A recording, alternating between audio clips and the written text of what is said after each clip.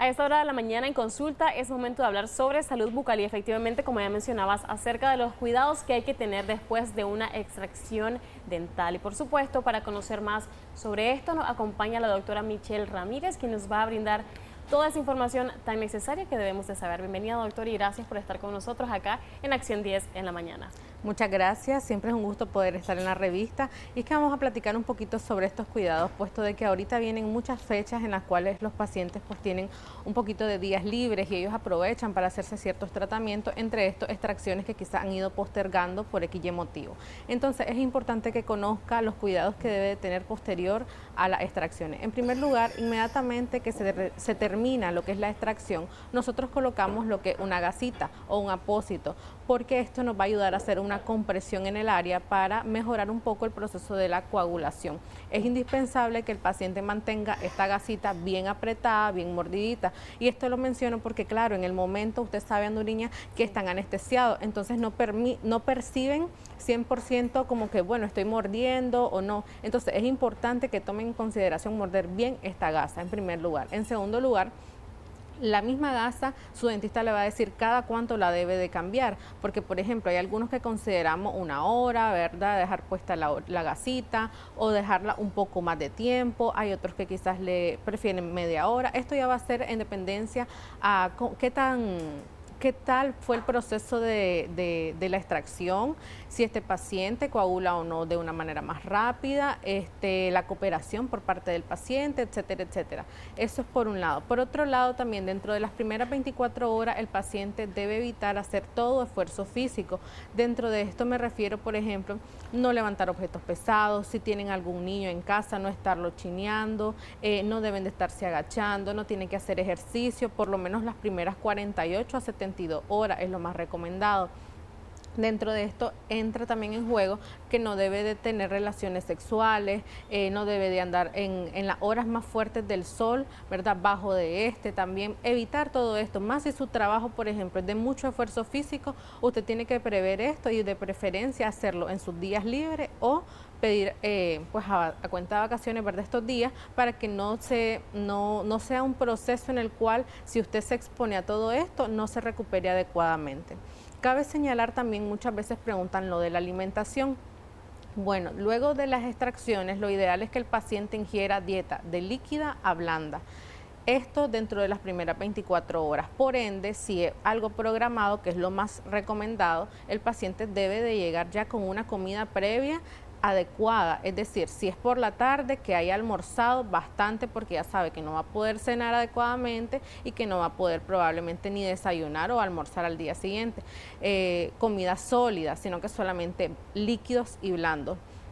Entonces considerar todo esto.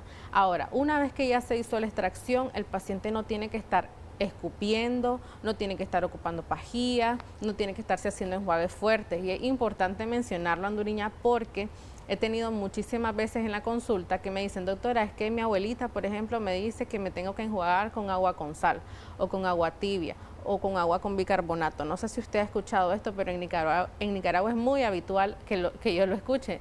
Entonces, no tiene que estarse enjuagando. O a usted, su dentista le va a colocar una gasita, que actualmente la colocamos por lo general con un tratamiento, un cicatrizante en la zona, y no es necesario que esté escupiendo. De hecho, es un procedimiento en el cual lo único que usted tiene en boca es su saliva.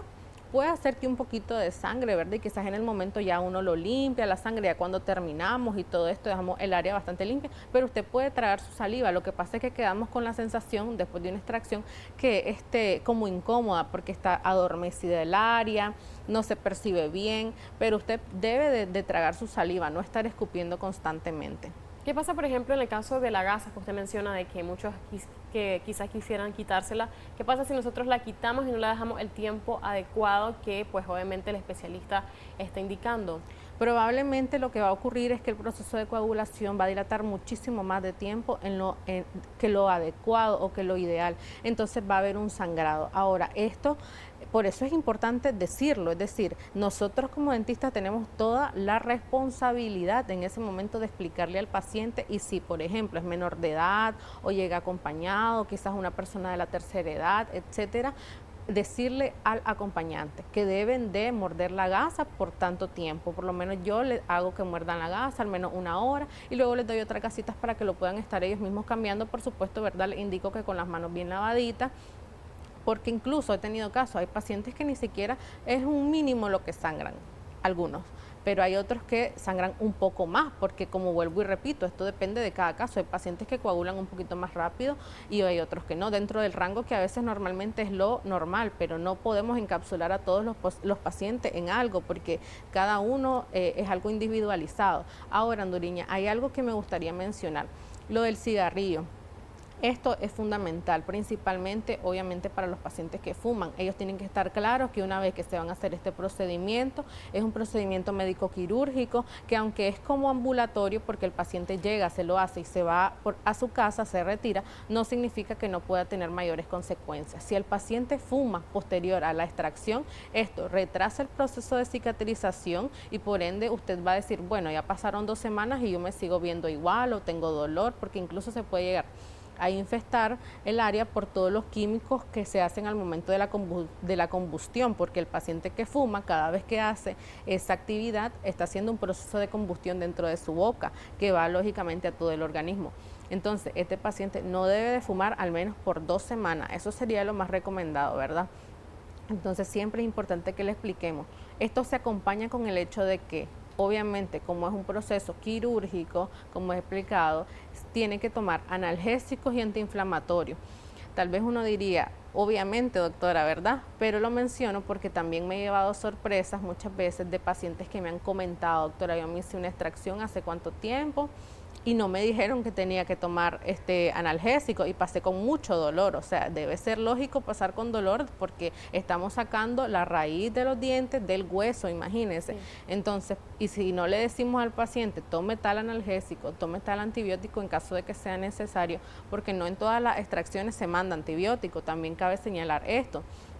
A veces el paciente llega pidiendo, mándeme antibiótico, doctora. Sí. No es necesario en todas las extracciones mandar antibiótico, esto va a ser en dependencia. Voy a poner un ejemplo breve. Cuando hacemos extracciones por ortodoncia, normalmente estos órganos dentales están sanos, no hay infección, pero la hacemos porque necesitamos tal vez espacio para poder acomodar los demás dientes. En el caso de aquel paciente que ya tiene una infección, un proceso infeccioso, agudo o crónico, es diferente. En él sí tenemos que ocupar antibiótico-terapia, ya sea previo, durante y posterior probablemente a la extracción. Usted indicaba que no es bueno hacer actividad física, mucha fuerza, esto porque, doctor, ¿y por cuánto tiempo nosotros, usted mencionaba la recuperación, pero cuántos días en específico uno debe cuidarse, estar en reposo, o si eso va de la mano del caso, ¿verdad?, de cada paciente? Ok, como mínimo serían al menos 24 horas. Eso es lo que yo recomendaría en una extracción convencional. Pero si, por ejemplo, hablamos de una cirugía de cordales, en la cual sabemos de que fue un procedimiento un poco más traumático por el hecho de que si tenemos huesito que estaba reteniendo esa muela que estaba incluida, lógicamente, por el hecho de haber quitado huesito, ya sabemos de que va a haber un proceso inflamatorio, ¿verdad? Que va a cursar probablemente con un poco más de dolor o malestar en este paciente. Entonces, él no lo podemos encapsular como los otros pacientes. Podría ser que tal vez necesite al menos unos 4 días de reposo este paciente, ¿verdad? ¿Para qué? Para que sane mejor. Cada vez que hace esfuerzo físico, y aunque no parezca, vamos creando de que esta herida no sane adecuadamente, porque obviamente si este paciente, por ejemplo, digamos alguien que trabaja en construcción, pongamos un ejemplo, ¿verdad? Y entonces él dice, no, doctora, es que yo tengo que ir al día siguiente y comienza a levantar bloques o algo pesado. Obviamente, imaginémonos, es una herida que se puede abrir, que puede sangrar, que puede generar también por todos los cambios que están alrededor, polvo, bacterias, infección.